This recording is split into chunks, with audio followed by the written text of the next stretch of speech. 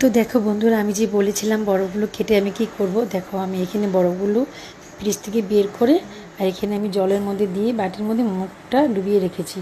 আর এত মজা লাগছে কি বলবো, দেখো আমার মুখ একদম বরফ বরফ হয়ে গেছে একদম, মনে হচ্ছে এত ভালো লাগছে। তো আমি বারবার মনে হচ্ছে যে আমি জলের মধ্যে ডুবিয়ে রাখি, বরফের মধ্যে। সত্যি অনেক ভালো লাগে।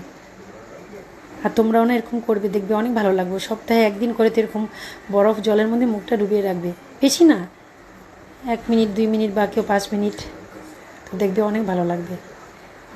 কি মজা লাগছে, তোমাদেরকে কি বলবো, তোমরা দেখেই বুঝতে পারছো যে আমার কীরকম লাগছে। দেখো আমার স্কিনটাও কত ভালো হয়েছে।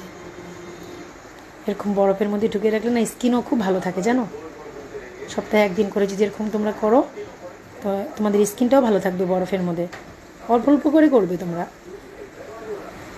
দেখো কি ভালো লাগছে। আমি তো বারবার আমি এরকম মানে মনে হয় যে আমি ডুবিয়ে ডুবিয়ে রাখি মুখটাকে। আর সত্যি এত ভালো লাগছিল আমার। তোমাদের যদি ভালো লাগে তো তোমরাও করবে, তোমরা করে দেখো, ভালো লাগবে, অনেক ভালো লাগবে। ট্রাই করে দেখো একদিন।